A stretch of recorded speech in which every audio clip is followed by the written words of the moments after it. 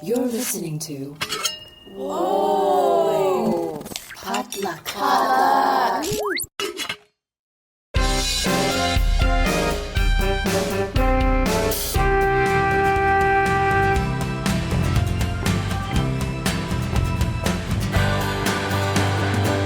Welcome back to the Asians in Hockey podcast. Once again, I'm your host, Nate Nickow. Happy AAPI Heritage Month, everyone. Honestly, I won't be doing anything to celebrate here on the podcast because, well, this whole podcast exists as a celebration of Asian American and Asian Canadian history, so I'll just keep doing what I've been doing all along. But I do want to thank the teams and the leagues that are drawing attention to and highlighting Asian history on their social media accounts like the Vancouver Golden Eyes, the PWHL, and Hockey Canada, just to name a few. It's encouraging to see that organizations are starting to recognize our contributions to the sport. Also, I want to highlight this song by Tracy, aka NHL Black 58. The song is called First Shift Lasting Change, and it's about Larry Kwong's story and his impact on the game. Here's a brief snippet of the song. But in the big show locker room, they spelled his name away, called him every slur, laughed at where he's from, still he lined up on that wing, number one, first one. First shift lasting change, your path cut lines in the game, you carry what they never prayed, silent in the rafters, echoing your name, Larry on the blue line, breaking through that hard glass pane, first shift lasting change. The full track is slated to drop in June, so check out Tracy's Spotify page so you don't miss it. I'll drop a link to it in today's show notes. Okay, before we dive in, I've got a few favors to ask of you, and if you listen regularly, you already know what I'm going to say, but if this is your first time tuning in, welcome. First off, if it's safe for you to do so, could you take out your phone right now and send this podcast to one or two of your friends? One of the best ways we get the word out about the show and build this community is through word of mouth, so we'd love it if you could help us out by spreading the word. Second, it would be fantastic if you could post a quick 5-star review of the show on Apple Podcasts. This is honestly one of the best ways to help build our audience on all of the podcast platforms. And to those of you who have already left a review, thank you so much for your kind words. Third, if you've been listening for a while and you would like to help out with some of the production and hosting costs, you can do that through buymeacoffee.com. Just head over to buymeacoffee.com/AsiansInHockey to make a donation. And as a gift, I'll send you one of these cool Asians in Hockey stickers if you donate at least $5 US. Just send a message through Instagram or AsiansInHockey.com so we can be sure to get you your sticker. And finally, we'd love to hear directly from you with your thoughts, your stories, and your feedback. You can get in touch by visiting AsiansInHockey.com/contact and sending a voice note or an email. We might even read your message or play your voice note on an upcoming episode, with your permission, of course. On today's episode, we're going to be hearing from Princess Clemente, an everyday athlete who journals her experiences trying out new sports on her social media under the handle Crowned Athlete. Her story is incredible, and I had so much fun chatting with her about her experiences learning to play ice hockey as an adult. And I hope that if you're interested in giving the sport a try, you'll be inspired to give it a shot by listening to her share about her journey.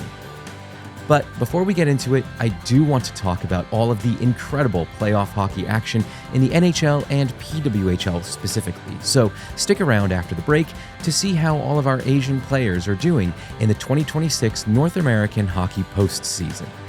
We will be right back.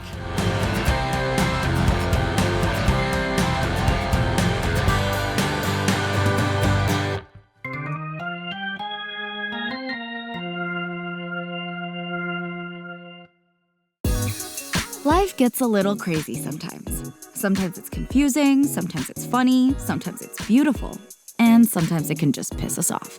Enter First of All Podcast. It's a safe space for real conversations about the things that we all struggle with, celebrate, contemplate, and work through in our daily lives. I'm your host, Mindy Chang. I'm an actor, filmmaker, and entrepreneur with a colorful background, a full life, and brilliant friends who I love to unpack life with to share with all of you. They are everyday people like you and me, ranging from award-winning artists, cultural icons, powerful CEOs, my hilarious childhood friends, and even my mom. Tune in for honest conversations on mental health, dating, sex, family, career, culture, and everything in between. Listen to First of All wherever you find podcasts, part of the Potluck Podcast Collective.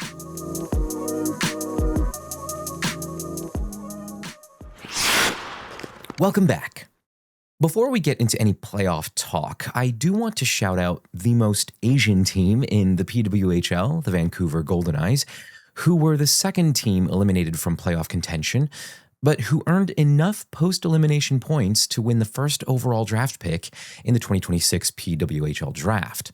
Now, for those of you who might not be familiar with the PWHL draft system, the league has something called the Gold Plan, which is a system in which all of the points you earn after you've been mathematically eliminated from playoff contention go towards the first overall pick in the next draft. And in a league that has a 3-2-1-0 point system, unlike the NHL, which has a 2-1-0 point system, those regulation wins can really go a long way towards separating you from the pack. And if a team is in playoffs contention for a long time before being mathematically eliminated, as was the case for my New York Sirens, they could find themselves very far behind the race for the first overall pick. So, with that, Vancouver has all but locked in KK Harvey, who is very likely going to be one of the faces of the PWHL for many years to come. Okay, let's talk playoffs. Starting with Montreal's Nicole Gosling. I have to be upfront here.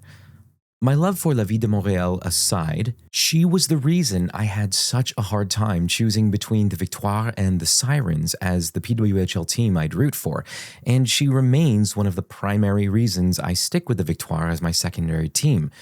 Her quick-thinking style of play and offensive game is just incredible for a defender, not to mention in her rookie season. She's a fast-moving defender who gets involved in every play, so even if she doesn't feature in the score sheet on a given night, you'll hear her name called by the announcers constantly, and you'll see the number 61 all over the ice. To be in the first pairing as a rookie in the playoffs, you've got to be extremely good. In the regular season, she put up 3 goals and 16 assists for 19 points, just 3 points behind team leaders Laura Stacey and former New York Siren Abby Rock, and ahead of team captain and Canadian superstar Marie-Philippe Poulain. She was the only defender on the Victoire to finish the season in the top 5 points producers on the team. So let's talk about that first playoff game. I was actually surprised at the amount of goal scoring in that game. Given Anne-Renée Desbien's performance over the course of the season, especially in the run into the playoffs, I fully expected this to be a low-scoring game. Instead, we got 8 goals in regulation this game. So let me pause for a second and provide a little bit of a primer. Again, if you're not familiar with the PWHL, the playoff format is a bit different from the NHL. Actually, it's quite different. The team that finishes first overall in the standings, equivalent to the President's Trophy winner in the NHL, gets to choose their opponent for the first round of the playoffs, or in the first 3 seasons so far in the PWHL, the semifinal round, since only 4 teams make the playoffs in the PWHL currently. Montreal chose 2-time Walter Cup winners Minnesota Frost, the only team to win the Walter Cup final in the league. So why would Montreal take such a risk? Well, the Ottawa Charge had been playing exceptionally well toward the end of the regular season. They honestly looked unstoppable, a far cry from the team that got blown out 6-2 by the Sirens coming back from the Olympics. Montreal won the season series 3-1 against Ottawa, including a 3-goal shutout at the Canadian Tire Centre in Ottawa the last time those 2 teams met. So I was a little bit surprised the Victoire didn't choose the Charge. However, Ottawa has had some excellent matchups against the Boston Fleet, so it kind of makes sense that Montreal would want to see those 2 teams beat each other up in the first round before having to face one of them. Minnesota, on the other hand, lost all of their last 4 games of the regular season, including 3 against non-playoff teams. So they were looking vulnerable coming into the tournament. It kind of makes sense that Montreal would choose them, despite their performance the previous 2 seasons. Okay, back to the game itself. The Frost opened the scoring with 2 goals in the first period, putting Montreal in a pretty big hole coming into the second. Cheyenne Darkangelo opened the scoring for Montreal early in the second period, off assists from Lena Youngblom and Katie Tabin. Late in the period, Laura Stacey would tie up the game at 2 off a feed from her wife, Marie-Philippe Poulain, and Abby Rock. Minnesota would respond in less than a minute to close out the period with a 3-2 lead. Laura Stacey would notch her second goal of the game on a power play off a feed from Erin Ambrose and our Asian rookie Nicole Gosling. Minnesota answered again in less than a minute to take back the lead. Once again, the wife line went to work on the power play exactly a minute after Minnesota scored, with Laura Stacey netting herself a hat trick, the first in PWHL playoff history, off of assists from Abby Rock and Marie-Philippe Poulain. There would be no more scoring in the third period, so the game would end up going to overtime with 4 goals each. Okay, before we wrap up talking about this game, I do want to put my thoughts in about Minnesota Frost player Britta Curl-Salemi. I know, the less we talk about her, the better. However, I've remained pretty quiet overall when it comes to her, so I want to say my piece. I have severe issues with her off-ice behavior, which, if you're not familiar with her, is quite problematic, but mostly involves her social media activities such as liking and supporting anti-LGBTQIA+, anti-vaccine, and pro-Kyle Rittenhouse posts. She's also partnered with the anti-trans organization Fierce Athlete. While I personally don't like her stances or beliefs about people, it's her on-ice conduct that I find frustrating right now. She's a hot-headed player whose physical play ends up looking very retaliatory and out of control, and she's become notorious for really dirty hits, including 3 during her rookie season that all landed her 1-game suspensions, 2 of which were due to an illegal hit to the head. The league handed down yet another suspension and a fine for 2 separate incidents during Game 1. The first one, which landed her the fine, during a scrum where she pulled Abby Rock's face mask and dragged her to the ice by the head. And the second, which landed her the suspension as a result of an illegal hit to the head on Caitlin Willoughby. Putting on my highly opinionated analysis hat, it looked like Curl took issue with a pretty big, but clean, hit that she took from Catherine Dubois and immediately retaliated by looking for the next Montreal player who touched the puck, which happened to not be Catherine Dubois. To my eye, it looked like intent to injure because not only did Curl make no attempt to play the puck, she lined Willoughby up, threw her elbow directly at her head, and left her skates. It's as flagrant as it gets. Which is, of course, why she ended up getting a 5-minute major and a game misconduct. Frankly, I don't think a 1-game suspension is enough. Setting aside my issues with suspensions in the PWHL, the fact that she had 3 previous suspensions in her first season, 2 of which were for the exact same reason, her history proves that she has not learned her lesson. She needs to start facing harsher consequences for these kinds of plays. Anyway, I'll get off my soapbox for now, and hopefully this is the last time I have to talk about Britta Curl-Salemi, at least for a while.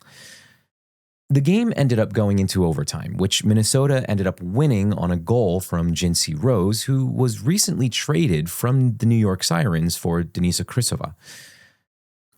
Heartbreaking loss for Montreal, who go into tonight's Game 2 down by 1 in the best-of-5 series. Okay. Let's jump over to the NHL now.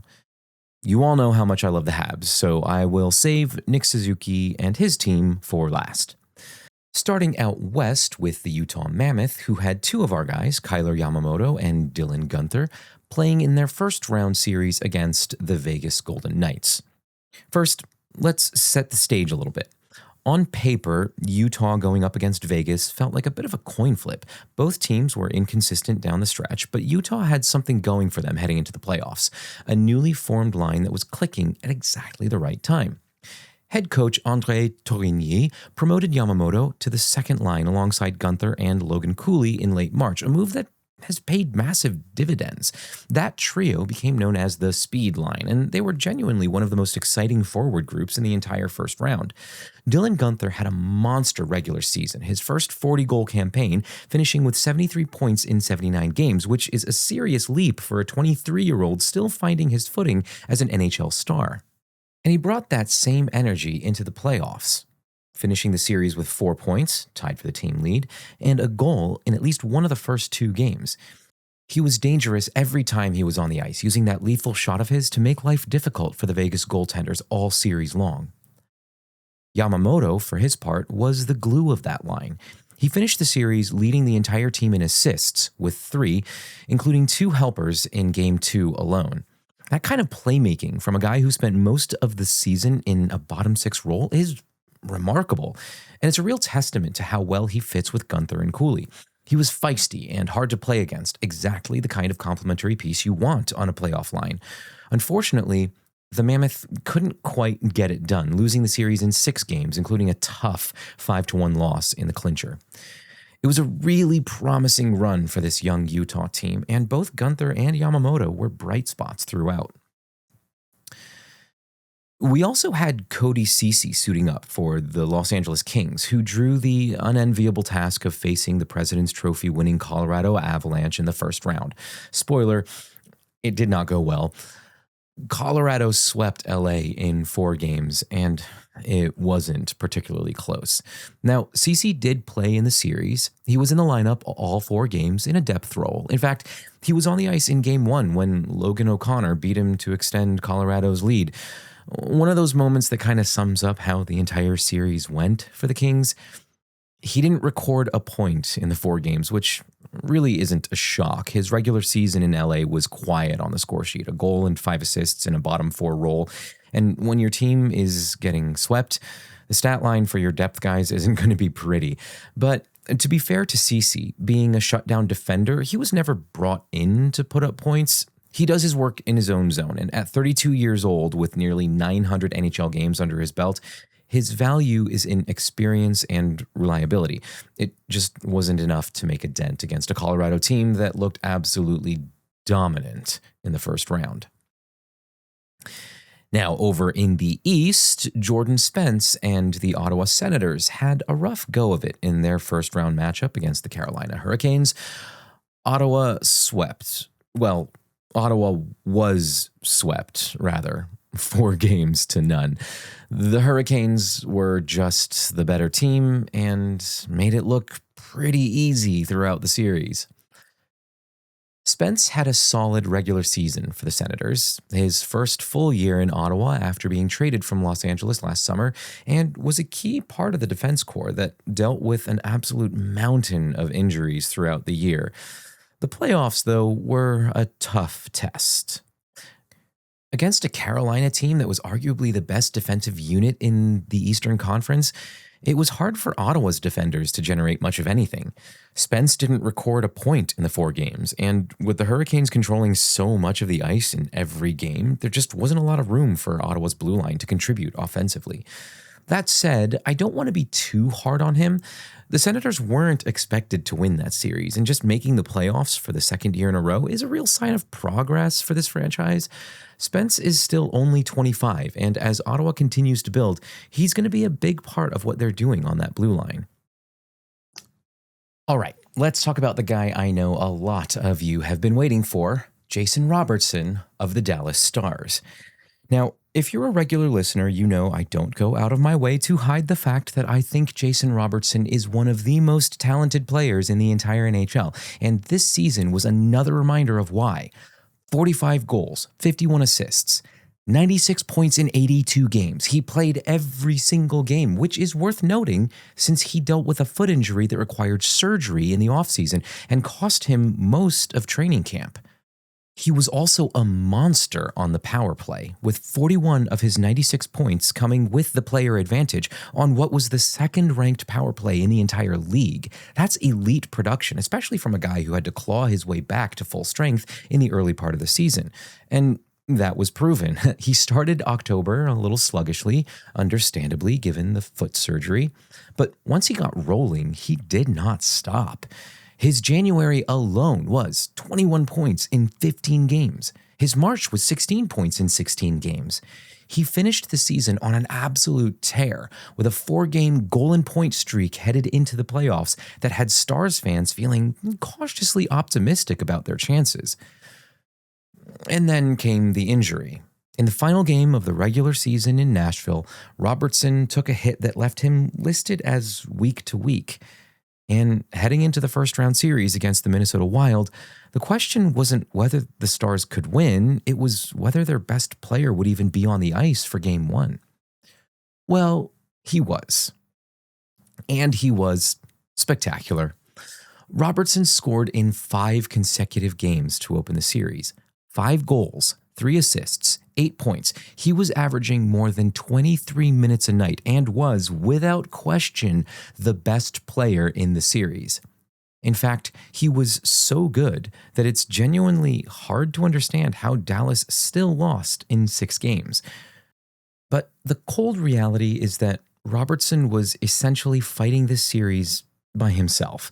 The Stars were missing Miro Heiskanen and Roope Hintz, 2 of their most important players, and beyond Robertson, the offense was nearly non-existent. Minnesota's Jesper Wallstedt, the rookie goaltender, was sensational throughout the series, and the Wild's depth was just too much for a Dallas team held together with duct tape and Jason Robertson heroics. It's a testament to how good Robertson is that he scored a goal in almost every game of a 6-game series and his team still lost.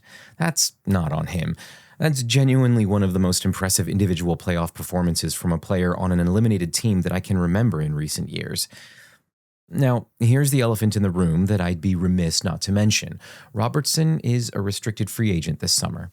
His 4-year, $31 million contract is up, and there's a very real question about what Dallas does next. He's one of the 10 best forwards in the NHL, and he's going to command a massive extension. We've seen what happens when teams try to maximize around a star contract in a tight cap world.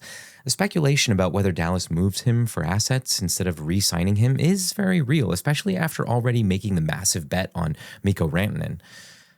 I'll be honest, as someone who's very much not a Dallas fan, I wouldn't exactly be heartbroken if Robertson found himself in a new city this summer, just not in any Atlantic Division city that isn't Montreal.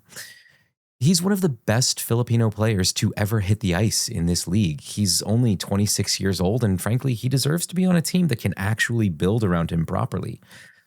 5 goals in 6 playoff games while your 2 best supporting players are sitting in street clothes is not a Jason Robertson problem. That's an organizational problem. He's done everything right. Whatever happens this summer, his playoff performance this year alone was a reminder that Jason Robertson shows up whenever the stakes are high, and whatever team gets him, whether it's Dallas, let's face it, it'll most likely be Dallas given the rules around restricted free agency in the league, or someone else, they're getting one of the most complete forwards in the league. Okay, the moment I've been waiting for. Let's talk about our unofficial podcast captain himself, Nick Suzuki, and my Montreal Canadiens. If you've been listening for a while, you already know that I've been a Habs fan for a very long time, and you'll actually get to hear about that story in an upcoming episode when my friend Pamela will be interviewing me about my hockey fan life. Anyway, this season with the Habs has been one for the books. Suzuki finished the regular season with 101 points, 29 goals, and 72 assists in 82 games, becoming the first Montreal player to reach the century mark since Mats Naslund did it in 1985-86. That's over 40 years, nearly as long as I've been alive. He finished 6th in the entire NHL in scoring, and has been one of the most credible Selke Trophy candidates in the league this year, which makes that 101-point season even more remarkable. And it's not just his numbers, he's honestly one of the better two-way centers currently in the game. What Nick Suzuki is doing right now at 26 years old and as the youngest ever captain of the most storied franchise in NHL history is genuinely special. And I want to take a moment to put that captaincy into a broader context because it's something I find genuinely meaningful. When Suzuki was named captain in 2022, he became only the second player of Asian heritage to ever wear a captain's C in the NHL. The first was Paul Kariya, the Hall of Fame winger who was named captain of the Mighty Ducks of Anaheim back in 1996 at just 21 years old. Kariya, who like Suzuki is part Japanese, was one of the most electrifying players of his generation, and his captaincy was a landmark moment for Asian representation in the sport. You can actually head back to the 4th episode of Season 1 to hear my player profile on Paul Kariya. Now, more than a quarter century later, Suzuki holds that same distinction, and he's doing it wearing the Seiash, the most iconic sweater in the history of the game. 2 Asian captains in over 100 years of NHL hockey, that number needs to grow, but for now, I'll take it, especially since he's on my favorite team. Now, onto the playoffs and the Tampa Bay Lightning matchup. But before I get into the series itself, I want to make an observation that I think is one of the most interesting trends in the NHL right now, and the 2026 first round was probably the clearest illustration of it that we've ever seen. Top lines are getting completely neutralized in the playoffs. We've been seeing this trend build for a few years now, but this postseason really drove it home. Connor McDavid, the best player on the planet, the guy who scored 134 points this regular season, was held without a point in half of his games against Anaheim, and the Ducks sent Edmonton home in 6. The great Sidney Crosby, who put up 74 points in 68 regular season games this year, was limited to a single point throughout the first 3 games against Philadelphia, while the Flyers completely suffocated Pittsburgh's 5-on-5 game and also eliminated them in 6. And in Montreal's series against Tampa, Suzuki, Caulfield, and Slavkovsky, 3 players who combined for over 260 regular season points, did not score a single 5-on-5 goal through the first 6 games of that 7-game series. Not one. The days of just loading up your top line and riding them through the playoffs appear to be over. Elite defensive structure beats elite offensive talent, and the teams that are advancing this year are the ones that can win without relying entirely on their best forwards to do it all. This is what I find so compelling about this Montreal team. They have the depth to pull off a tough series win when their players aren't making much of an impact on the score sheet. Kirby Dach, Zachary Bolduc, Alexandre Texier, Mike Matheson. It's these lesser-known guys who are putting up the performances during the postseason. Now, on to the series itself, and I have to start with a stat that honestly stopped me in my tracks. The Montreal-Tampa series was only the 3rd time in NHL history that a series went to 7 games with every single one of those 7 games decided by exactly 1 goal. Every game. 7 games. 1-goal decisions across the board, 4 of which went to overtime. To put that in perspective, the score was tied or within 1 goal for all but 6 minutes of the entire series. Now, from a Suzuki perspective, my personal assessment, and I think the consensus as well, is that Anthony Cirelli took him out of the game at 5-on-5 for most of the series, as we talked about earlier. But Suzuki still finished with 6 points, 1 goal and 5 assists, and his power play contributions were crucial throughout, Game 7 notwithstanding. As team captain, his fingerprints were all over this run, even in the games where he didn't light the lamp. And sure, the top line was pretty much neutralized throughout the series, but that doesn't mean they didn't contribute. Slavkovsky's hat trick and overtime winner set the tone in Game 1.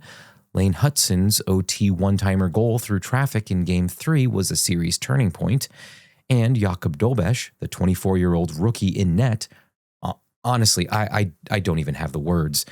He was absolutely sensational all series long, finishing with a 2.03 goals against average and a .923 save percentage. But let's talk about Game 7, because that game was something else entirely. Montreal went into Tampa, registered only 9 shots on goal, a Stanley Cup playoffs record for fewest shots in a winning game, including 0 shots the entire second period. They didn't put a puck on Vasilevsky's net for nearly 27 consecutive minutes, and they still won. Suzuki opened the scoring with his first goal of the series only goal of the series, late in the first period, a redirection off a Caden Gooley shot that took a bounce off a Tampa defender and in. Lucky? Maybe a little, but in Game 7s, you take every bounce you can get. Alex Newhook scored the winner in the third, behind the goal line. And Dobesh made 28 saves to hold the fort. I kind of wonder if Carey Price was watching on thinking, Jesus, this looks familiar. It was one of the most bizarre wins that I think I'll ever see from any hockey team. And it took every bit of character this group has built over the past few years. Our captain was right there leading his team in the biggest moment, and Montreal is moving on. So up next, the Buffalo Sabres in round 2, who just ended a 14-year playoff drought and knocked off our biggest rivals, well, sort of biggest rivals, the Boston Bruins. It's going to be another fight, but after what this team just did in 7 games against Tampa, I'm not counting them out for a single second. The Habs are the only Canadian team, and Suzuki, the only Asian player, still competing in the Stanley Cup playoffs in 2026. But enough professional hockey talk for now. Let's take a quick break, and when we come back, I'll be talking with Princess Clemente, aka Crowned Athlete. We'll be right back.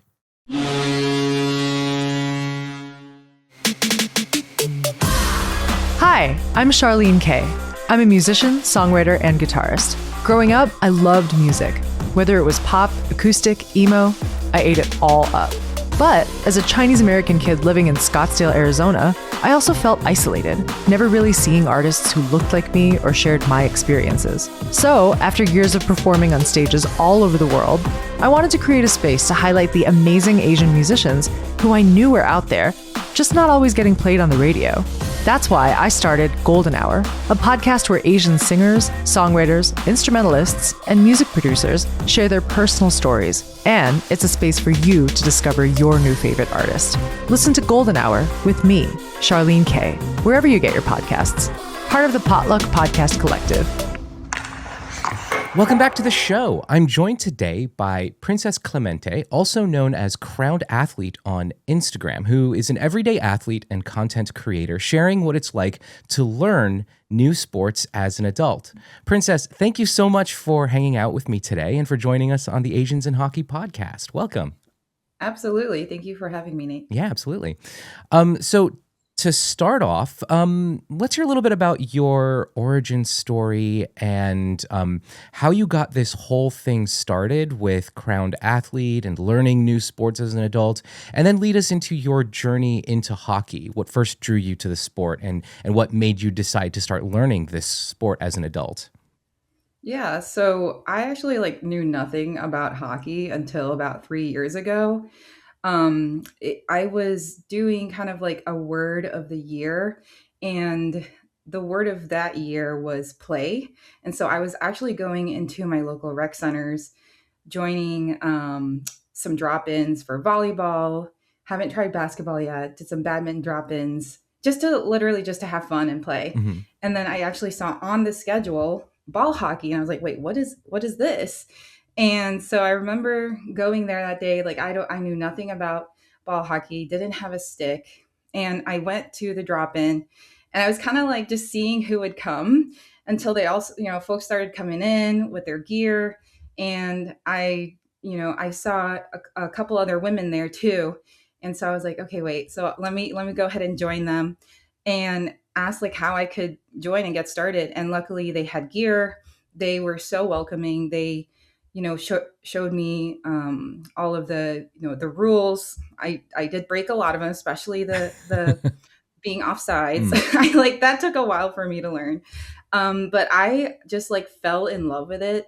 that very first game, that first time playing. It was just so fast paced, seeing how creative like people got with the plays. It was the very first team like sport that I really got to try. I have played tennis my entire life. And so it was such a different type of environment, seeing people like tapping their sticks when you got a goal. Even like, I think I got an assist that very first game. Like that was just so exciting. And ever since then, I've been kind of like chasing that thrill. Awesome. And so I literally came back and played ball hockey pretty much every week from then on. And so from there it became like my obsession with learning about hockey and getting into the hockey world. It was also later on in that year when PWHL started up. So getting to know more about, the players and actually watching the games, going to one of the games. And since then, I also have started learning about, ice hockey. I got into that.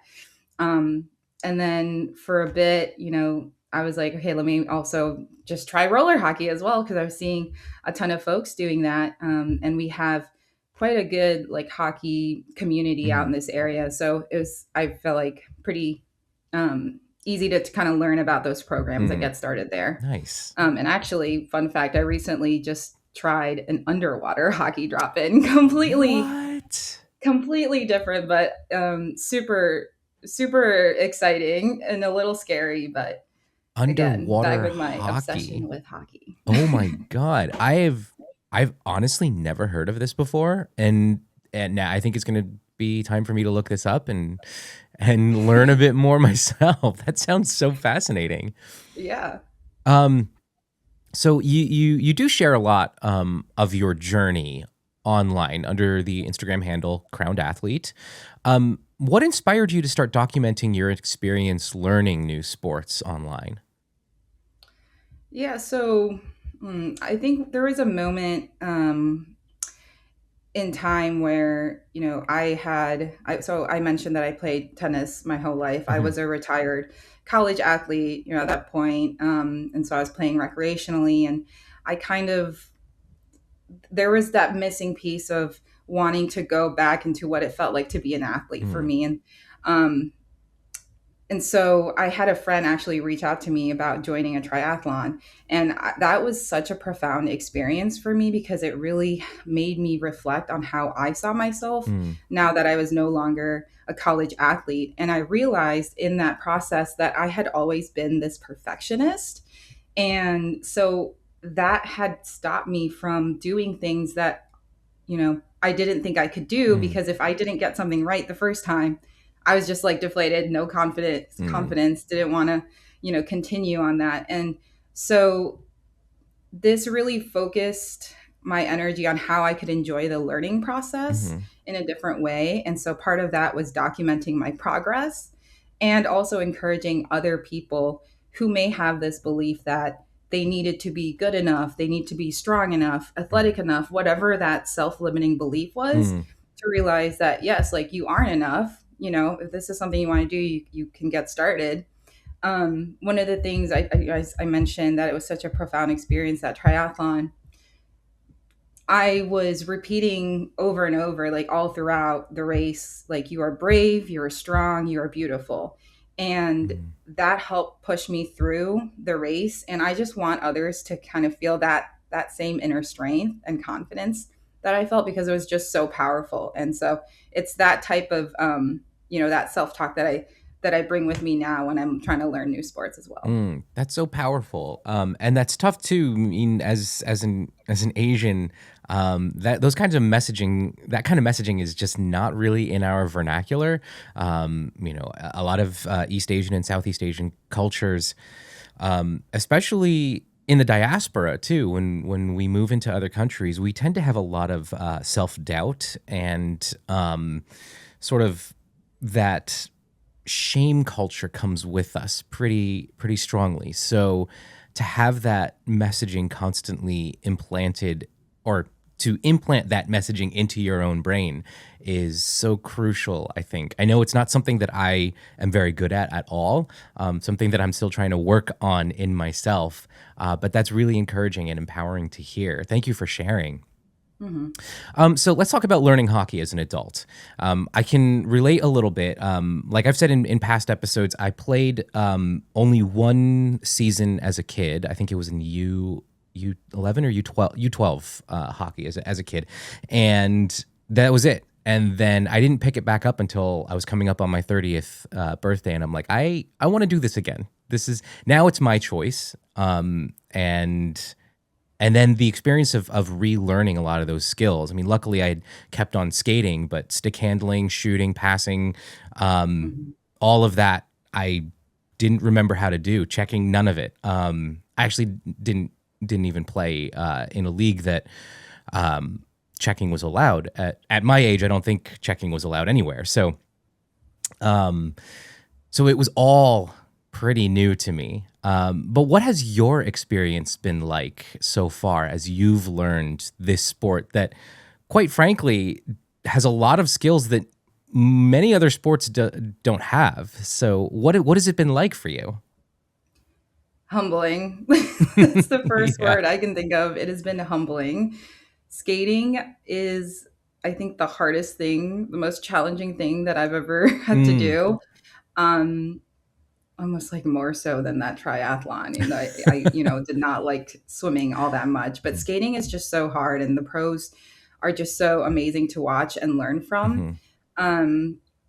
You mentioned now that you have the choice and you're coming back. When I was younger, I burnt out in my sport. I burnt out in tennis when I was like 12 years old. And so I think this learning experience has made me just really conscious of what that learning process looks like for me. What are my goals? Because that looks different now that, I might not be, playing on a scholarship, for example, is going to have different goals than right now. For me, it's really to be able to move my body, have fun, meet other people, and take away that pressure that I think, I used to have like so much of. That it kind of got in the way of actually enjoying the learning process. It really has just been so much fun. Shout out to All Caps, All Her. Their program here in the DMV area is amazing because they put out like clinics where you can learn with other adults. So that's been great. I joined my first ever women's hockey camp. Shout out to Reagan Rust at 1% Hockey. That was down in South Florida. And to just be able to learn with, again, other adults who found this sport later in life, hearing about like their journey, and everyone's like falling out there, right? And it takes away that pressure. Like, okay, everyone's working on this wherever they are in their skill level, and that's okay. And so I think it's a different. It's a joy that I feel like I didn't really get to experience as a kid in my sport. And so now I have the chance to do that. That's really cool. And yes, shout out to Reagan Rust, who was also on this podcast. I'll admit that when I had her on, I did fanboy a little bit because she played for my favorite pro women's hockey team, the Metropolitan Riveters. That I had season tickets to for Riveters games for a couple of seasons, and I was all in. And then unfortunately, and kind of fortunately, the former NWHL/PHF disappeared and made way for the new PWHL, which is definitely really exciting to see. But like I've said in so many episodes in the past, I still have had a hard time getting into the PWHL because I miss the Riveters so much. Yeah, Reagan's awesome. Yeah. Oh, she absolutely is. So when someone picks up the sport later in life, the learning curve can be pretty steep. What have been some of the biggest surprises for you while learning hockey? The curve. Yeah, you just have to trust that curve. That learning curve is definitely steep. But, actually, I have this one video where I posted where something clicked with my snapshot. And I was just like, I felt like a little kid because I guess I was just so surprised how I can still feel so excited about learning something new, even if it's something small like that. But right, it's like that moment of like, oh, like this is what they mean when it feels like it's just shooting off your stick. And so that has been kind of just a surprise, seeing how I'm kind of reacting to all the learning. And I've also been surprised at just how helpful most folks have been. They've, very very open to sharing advice, cheering others on. With individual sports that I was used to, it's just so competitive. Like no one really does that. At least like strangers don't. And so to be able to see that in the hockey world has been really, really cool to see. Yeah, that's really encouraging. So I want to talk about confidence and the idea of being quote unquote bad at a sport when you first start.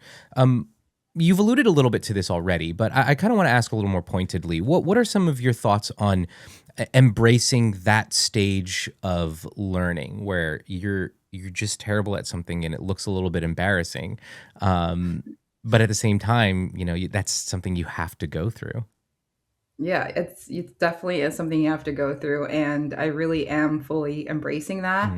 And the way I think of it is like, quote unquote bad, right, is just so subjective. And it's really based on comparing yourself to others. So I might be bad, quote unquote, to someone who has been playing for years. And someone who could be the best in their rec league might be bad to someone who is like playing in college or at more elite levels. And so that kind of comparison is just a terrible foundation for confidence. Because confidence is about feeling prepared, right? So I'll give you an example. I was not very confident the first time I went to my first drop-in game. Okay.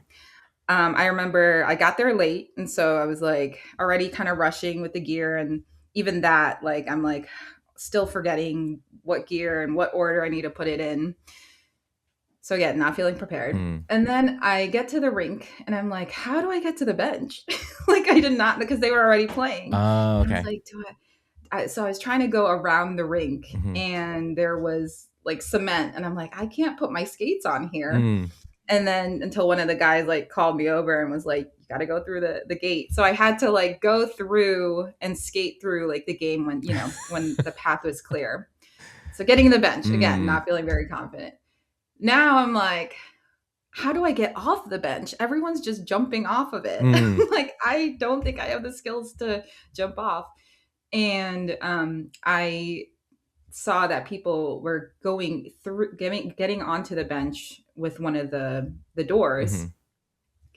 And I remember like waiting to go out that door, that I was like causing a traffic jam. Like I didn't realize there was another door on the other side of the bench. So again, that confidence comes in when you don't feel prepared. But of course, like that's reasonable, because this is your first time going in. The next time that I went to the drop-in game, feeling much more confident now that I know how to get on the rink, get on the bench, get off the bench, all the things. And so we all learn from experience, and that's what it's all about. And you have to go through that experience, even if it's uncomfortable, even if it's embarrassing, so that you can, mention that learning curve. That is all part of the learning curve. And so I really try not to compare myself to others as much as possible, because that can really break down your confidence. And so the only comparison that I'll probably do is, what was I doing the last time I was on the ice? And that really helps build confidence as well, knowing that you're putting in the reps, putting in the practice, and really putting in that effort. Yeah, no, absolutely. And I think as well, there are conversations around the hockey world about, wanting to grow the sport. But like we've been saying, hockey does have quite the learning curve. And I think it's so important for those of us who are, who have a little bit more experience, who have developed our skills a little bit more, to not just not gatekeep, which I think is something that I find frustrating already, but also to step into some of those more open and coaching kinds of roles, where when we see someone struggling, to go up to them, to to give them pointers and do so not in like a super condescending way, because I also hate, like, there's this like white male thing that often happens where it's just like, I know what I'm doing and you clearly don't. But like, not that, but sort of to come alongside someone and ask too, hey, would you like some pointers? Would you like a couple tips when you're out on the ice during shinny or during drop in or stick and puck sessions, and you see people who clearly are learning or clearly are trying to get their skills, to come alongside them, hang out with them, become friends, and then you can start to open the door to those coaching moments. Sometimes people aren't going to be open to it and just want to learn on their own, and that's totally fine. But at the same time, take some steps to make the game more welcoming, because I think that's part of the problem. At least during the years where I first picked hockey up again, I think this was back in, I want to say, a little over 10 years ago, when I started playing again. It wasn't quite as open as I think I'm seeing now. With the explosion of the PWHL, there's I think been more of an interest in starting the game at a later age, and there is a little bit more openness I see from hockey culture. Kind of. I see it mostly in women's hockey culture. Men's hockey culture is still pretty gate-kept and closed off. But by and large, I think I'm sort of encouraged by the direction that I'm seeing from hockey. Yeah. So I was gonna say, I appreciate you bringing up that coaching piece to help make that environment as welcoming as possible for new folks. So what I love about the group that I play ball hockey with every week, we almost have we have a committee, a group chat of folks that are kind of designated, if there's a new person, to show them where the gear is, help them put it on, tell them about the all the rules. And at the beginning of every drop-in session, we go around and say names and kind of reiterate the rules, so that we know that there's a minimum amount of knowledge that folks can have if they're new, that they can get started right away. And then we have folks that are also encouraging them throughout, giving them pointers, like you said, if that's okay with them. And so I think these small changes that either like organizations, teams can make, they make such a big difference in making sure that person wants to come again. Yeah. Right. Because it's one thing to be like, well, everyone's welcome to come, but then do they feel like, they're invited to come again? Yeah, no, absolutely. And I love that. And I haven't gone to a drop-in in a few years. I would like to see what the landscape is like now. I also would like to rejoin a league. And now that I'm older than 40, I can join the 40 plus league, because I was always looking at that league like, that seems so much more chill than what I'm playing in right now. The last league I played in, I blew out my knee. It was right before COVID. So I blew out my knee, and then I never rehabbed it properly after surgery. So I was just and when I would go back to the rink, I would look at the games out there. I'm like, there's no way I'm keeping up. I don't want to do that. That all of it just looks too painful. And you've got the college kids coming home and and hanging out in those leagues. And I'm like, yeah, I'm not interested. So I think now I'm looking at the landscape, and I'm like, well, I'm older than 40 now, so I could probably join one of those 40 plus leagues that looks way more relaxed. Yeah, I'm all here for those chill leagues. Yeah, exactly. I just want to get a little bit of exercise, have some fun, crack a few beers after a game. That's all I want to do. I'm not here to try to win another championship. I couldn't care less at this point. It was fun back when I did it, but now, yeah, my knees, my back, just, it's not going to handle it. And I have work in the morning anyway, so. Yeah, work in the morning. Yep. So one of the themes that I've seen kind of pop up occasionally in your Instagram is sort of like kind of redefining what it means to be an athlete or even athletic. How has your definition of that word kind of changed over the course of this journey? Yeah, so I mentioned a little bit about just, moving from a college athlete to, I guess, a recreational athlete, and being able to decide what that looks like for me. And so what I've really enjoyed since sharing my hockey journey is hearing from other people. So that whether that's moms who are learning with their kids, people who used to play when they were younger and are coming back to the sport, adults that are in kind of all stages of life really coming to this sport. And so seeing how everyone has different goals when it comes to the sport just reminds me that, I can have goals for myself as well that speak to me. Yeah. And so for me, being an athlete isn't really no longer about just winning, back to that perfectionist mindset, having all that pressure to, have high rankings or, for hockey, always scoring all the time, right? Of course, like I'm still a competitive person. I want to score, but I'm what I call an everyday athlete where sports is just part of who I am. It's part of my lifestyle because I like how moving makes me feel good. It makes me feel strong. It makes me feel confident. The goals that I have, being able to just enjoy the community that it comes with. So to me, it's defining, and actually this is kind of the story behind with Crowned Athlete. Not only is it a play on my name being princess, but it's like I get to put that on for myself, what the term athlete means to me. Oh, I like that. I was going to ask about that too, where your Instagram name came from. So very cool. I like that. I like that a lot.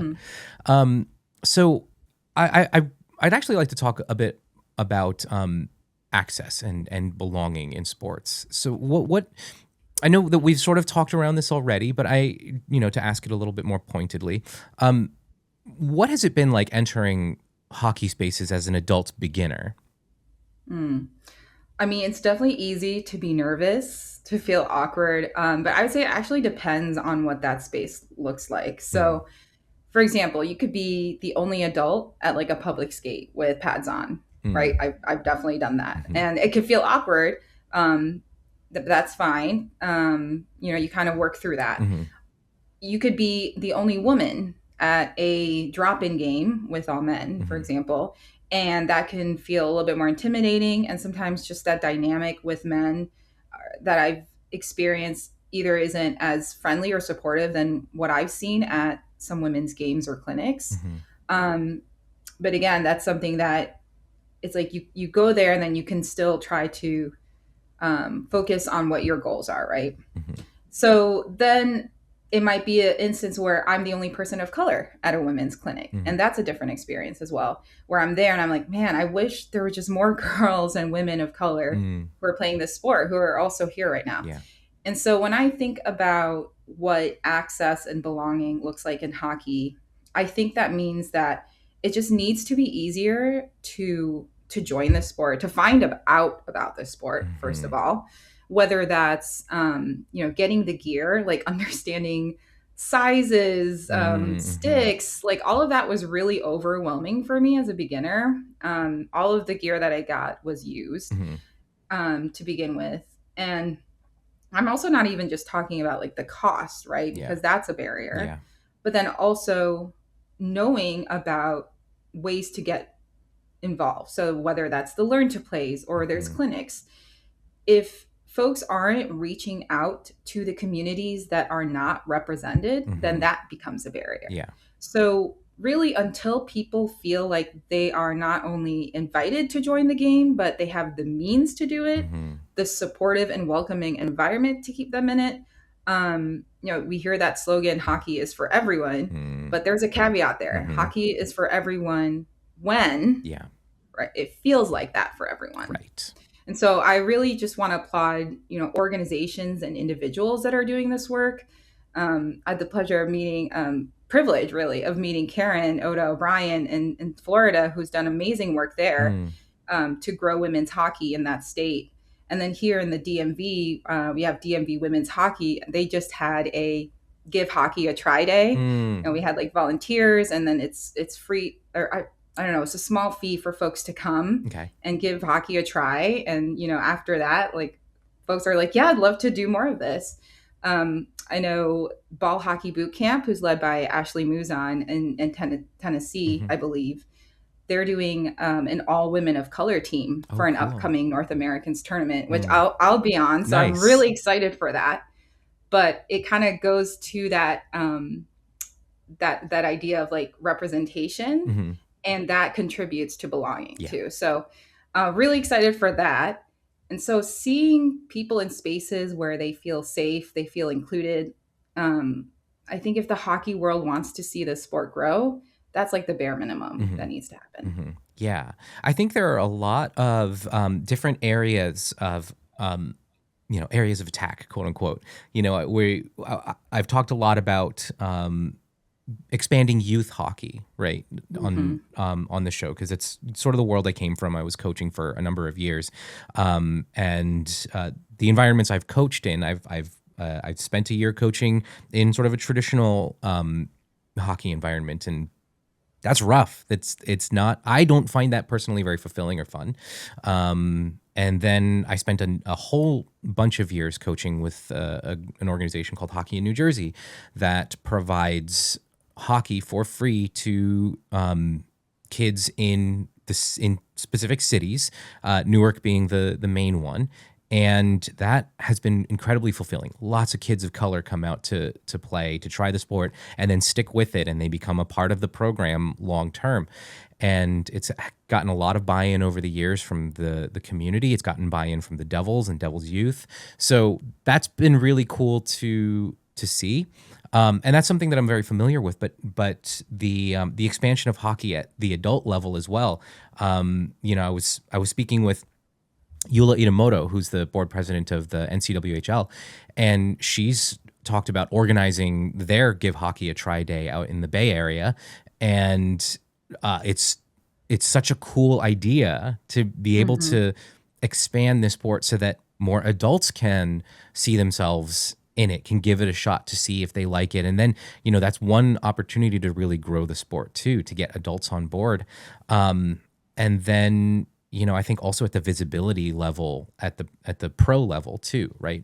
More players of color being highlighted. I think of, I'm really getting tired of seeing the Kachuk brothers being forced in our faces constantly. Even the Hughes brothers, I'm really tired of it. But what about the Robertson brothers? Those are players that we would love to, and the fact that Jason Robertson was the leading American scorer, why not just put his face on a post? And I see it in Montreal a little bit because the captain of the Canadiens is Nick Suzuki. So, his, of course, being the captain, he's the face of the franchise. But that's sort of, I think, kind of opportunistic a little bit. I think you have to look around and see what's out there and promote those players, So hopefully over the next few years, as say the PWHL expands, we'll see some of those players of color being more and more,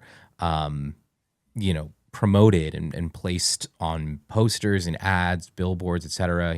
Nicole Gosling is making a splash in Montreal. I know Layla Edwards is about to enter the league. She'll probably be drafted pretty high. So seeing players of color is going to be huge. So I think there are all of those different places where we can attack this. Frankly, I see it as a problem because the sport is so heavily white-centric and whitewashed. But I know I often go on about this topic on the podcast quite a lot. I think it's, the nature of this show. Kind of. Well, I think it's important, though. I think I'm glad that you highlighted kind of those different tactics. There's different points of entry to get into the game. And I think things like those community events, those lower cost, clinics or options, even thinking about how I got into the game with ball hockey, right? Very minimal amount of gear needed. Yeah. And I've seen folks from ball hockey then wanting to give, things like roller hockey a try, or then ice hockey a try. So it really, there's so many different avenues that folks can take to increase those areas of access to grow our game. No, absolutely. So let's talk, since, we're Asians in hockey and you're Filipino American. So as a Filipino American athlete and creator, have you thought about what representation in sports spaces means to you? Oh, absolutely. Like I think representation really matters. I made a video about how I found out that there was a WPHL, which is the Women's Philippines Hockey League, Uh-huh. and was like, wow, like if I would have known, if they, and this was when they were recently created, but if Mhm. that was a team that I would have known about and seen in the media and seen more, Filipinos playing a sport other than the one I was playing when I was a kid, Mhm. I would have been more interested in giving Mm. that a try. And so I do think that representation can really encourage people to see themselves in spaces where they don't currently see themselves Mhm. in. And it's almost a signal that, like, yes, like you belong here, Mhm. right? And so I've received comments and messages from other Filipinos all around the world, which Mm. has been really cool, who just share their journey, or just saying hi. And I think it gives that sense of camaraderie that's Mhm. not just through a shared interest in the sport, but a shared identity. Mhm. And so it's, again, strengthens that belief that, yes, like I belong here. Yeah. No, absolutely. The Kababayans are all reaching out. Oh, absolutely. I love it. So with the rise in popularity of things like Heated Rivalry, did you watch Heated Rivalry, by the way? Oh, of course. Okay. My wife and I were like, we need to watch all of this. Right.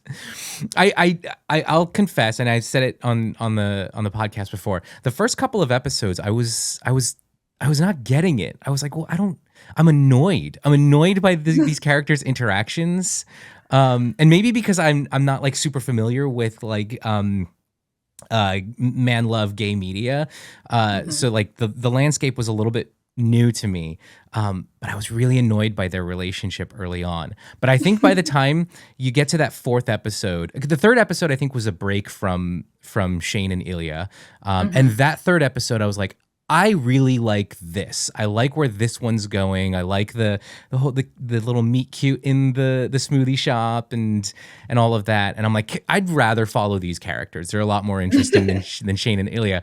But then the fourth episode, I think, was where it landed for me with Shane and Ilya, and I'm like, okay, now I'm invested. Now I'm interested in their Now you're relationship. invested. And then after that, I was like, I'm hooked. This show, it sucked me in. But anyway, so yeah, So good. with Heated Rivalry, the PWHL, there has been a new this pretty big influx, at least from what I've seen on social media, of new people giving hockey a try. Now, for somebody listening to the show who feels like they maybe missed their window to try the sport, what would you want them to hear from your experience? Yeah, so I've gotten so many questions about this from people who definitely feel like it's too late for them. Mm, Even kids that are like, is it too late for me? I'm like, no, it's definitely not. Like, mm, I'm twice your age. And so what I want them to know is that obviously it's never too late, right? No dream or goal is too big. And I think the most important thing is that you just have to be willing to embrace the process, like all mm, of it. mhm, mhm, Like what we talked about earlier, right? The awkward moments, the scary moments, maybe those intimidating moments where you're the only one in that room that may be inexperienced, mhm, or maybe it is like you're the only Asian in that space, mhm, right? But to be able to work through that process, you can't lose sight of your why. And mhm, you have to bring it back to, like, why do I want to do this? Right? For me, it started with, I'm going to make this my year of play. It's because mm, I just want to enjoy, like, moving and enjoy a sport in a way that I never really got to. yeah. And so if you don't lose sight of that, then you're going to really enjoy that process way more. And yeah, just enjoy it as much as you can, and it really is never too late. I love that. I really do. And I appreciate you saying that, because I know even myself, when I first got back into hockey, I had never done drop-in. Like it was all completely new to me. Mhm. And going to various rinks, every rink had its own like setup. You were telling the story earlier about having to skate through the game to get to the bench. I remember the first time I went to a rink that was set up that way, and I kept looking around like, how on earth do I get to the bench? And then I got lucky in that there was another guy that came out of the dressing room, and he just opened the door and skated through while the game was in the other zone. And I'm like, oh, okay. But yeah, and then there are other setups. Like I remember one rink where the boards were really high, and I had just started priding myself on the fact that I could just jump on and off very easily at the rink I usually played at. And then I ended up at this rink that I couldn't even lift myself up. I couldn't reach and all of these like 6 foot tall guys are just like hopping right over. And I'm like, how? And that's another thing. I think we like criticize ourselves too much, right? Like, we have that self-talk going on in our head where everyone just saw me trying to get over the boards, and that was so embarrassing. But in actuality, like no one really cares, right? They're all kind of thinking about what they're going to do out there. And so it's being able to reframe that. I like to say that, this whole experience of even just posting things on Instagram as well as like learning new sports has been an experiment and exposure therapy for me, because it's just a way that I'm like gradually facing like these small fears so that you're learning to just avoid it less and how you can better like cope with it. So like, for example, when I was first starting off, I was so afraid of falling, like so afraid for like the embarrassment, like the pain, like all of it. And to the point where I was like barely moving out there because I just didn't want to fall, which wasn't helpful for me to like learn anything. And so I was like, okay, like I can figure this fear out. And so I would go to like public skates with like all this gear on and just practice falling until I was like, oh, that's actually not as bad. And so now it's gone to a point where I have reframed, like if I don't fall during practice, I'm not trying hard enough. And so again, it's just a way that you have to put yourself out there. You have to get the reps in, and then you're able to then deal with whatever fears that is kind of stopping you. Yeah, no, absolutely. And one of the things when I used to teach Learn to Skate, the first thing I would do in the very first lesson is we need to learn how to fall. Everybody here, we all need to learn how to fall. So let's do it. Because you also need to learn how to get back up from a fall. Especially if hockey is your intention. You can't just sit there. You got to go after the puck. Get back in the game. Exactly. Yeah, I'm not as graceful as, getting back up, but that's definitely a skill I still need to work on. Yeah. Oh, it'll come. It'll come. Okay, so before we wrap up, I've got a little rapid fire round to go through. So first question, actually, I just came up with a new first question, so I'm going to throw it at you here. Do you have a favorite hockey movie? Oh, gosh. I will say I actually haven't watched any hockey movies. Okay, I'll give you some homework then. So I need to put some. Yeah, give me some. Yeah. So there's, of course, a lot of them are just, they're bad, right? They come from the 70s and 80s where it's, there's a lot of, it's the trifecta of sexism, racism, and homophobia all baked into a movie. So the first couple examples, Slapshot, Youngblood, those two, they're iconic movies, but they're rough.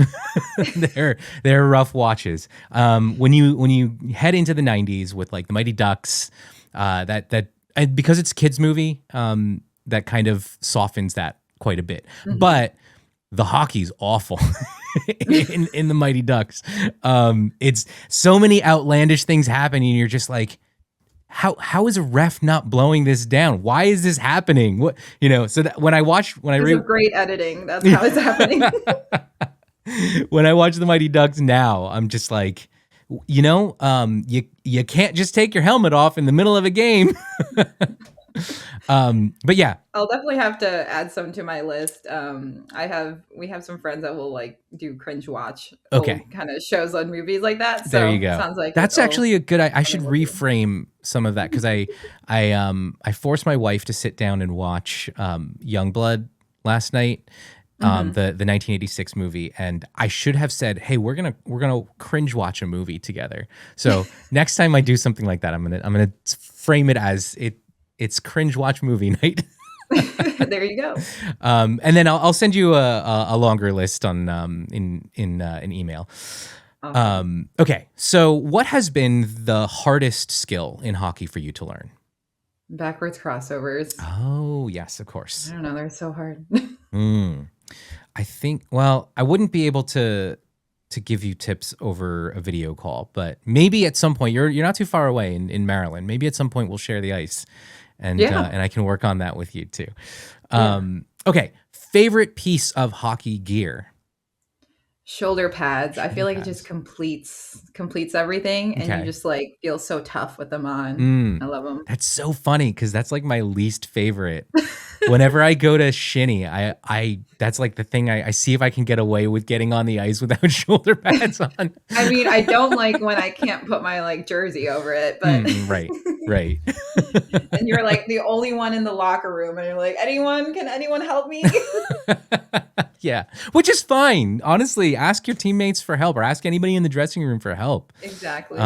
That's something we need to normalize is asking for help. But yeah, it's tough when you're embarrassed and you're worried what people might think. But I think we all suffer from spotlight syndrome, and we need to somehow get over that. But that's for my therapist and I to discuss. Okay, who is your favorite hockey player, past or present? Oh, my wife is gonna laugh because she loves her, but it's Marie-Philippe Poulin. I mean, Okay. she's just so good. It's just so great watching her play. Yeah. As an American, that's rough for you to say. I know, but I'll put it out there. Where's the Hillary Knight love? Come on. That's fair. That's totally fair. I got into women's hockey during the Julie Chu era. So when I think of a favorite player, I'm just like that sucked me in. I was like, oh, that's a player who looks like me. Like that's really cool. And she's the captain of Team USA, no less. So I was thrilled. Also, Julie, if you're listening, I'm going to say that in every episode from now on. Julie, if you're listening, the invite's open. Julie. Okay, and then finally, what is always on your pregame playlist? Oh, you're gonna think I'm so boring, but I just like silence. Okay. I like to get in the zone. Maybe that's because that's what I used to do when I, right before some of my big games when I was playing tennis. Okay.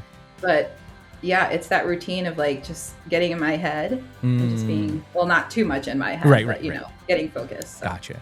That's totally fair. I think that's interesting too, because when I've just in life, when I've spoken to athletes who play more individualized sports, there tends to be this trend towards silence before the game, whereas people who come from a team sports background, generally speaking, really like the hype. I come from a basketball background. That's what I played through middle school, high school, and college. So I've definitely learned that with like hearing some of the music blasting in the locker rooms, like near us. I mean, we have music blasting too. But yeah, that was my thing. Whenever I played basketball, I would always, even going for like just a little pickup, I'd put my earbuds in and get my little hype mix going. But yeah. Anyway, Princess, this has been so much fun. Like we were saying, your Instagram account is Crowned Athlete. I'll put the links in the show notes. But is there anything else that you'd like to plug before we finish up today? Yeah, so I mentioned that, that slogan with hockey is for everyone, which is actually through NHL, but I'm doing a series where I am taking a shot for every new follower. So please follow me on there. And it's to continue that conversation of what hockey is for everyone looks like. Awesome. That's really exciting. Well, I'm glad you're doing that. And I wish I could join you, but I don't often have a way to set up a camera for me to to do all. I used to do that kind of stuff. I feel like you could probably search the internet for me and find some old videos around the time when I first started picking hockey back up. But I don't know. Me personally, I don't like bringing a camera out on the ice with me as much. Every once in a while, I'll get a little inspiration. I'll be like, ooh, I want to try something, but. Yeah, well, I'll have to find you on ice then. We can just take some shots there. Cool. All right. That sounds like a plan. So if you're ever up in the New York City area, or if we're ever down in the Maryland area, we should hit each other up and maybe share some ice. Yeah, for sure. Thank Cool. you so much. Nick. Yeah, thank you, Princess. That's it for today's episode. Be sure to tune in next time when I'll actually be sitting in the guest seat again. My friend Pamela Yao, who you heard 4 episodes ago, will be interviewing me about my life as a hockey fan. Be sure to subscribe so you don't miss it. Thank you so much for listening. Asians in Hockey is a part of the Potluck Podcast Collective and is hosted and produced by me, Nate Nikau. Contributing producers are Chad Soon and Chris Wu. If you like what you heard, leave us a 5-star review on Apple Podcasts or Spotify and share this podcast with your friends. To keep up with us on socials, follow us on Instagram and Threads at Asians in Hockey and on Blue Sky at asiansinhockey.com. You can also find us on Facebook at facebook.com/asiansinhockey. And please feel free to shoot me an email at contact@asiansinhockey.com, and don't forget to visit asiansinhockey.com for more great content. See you next time on the Asians in Hockey podcast.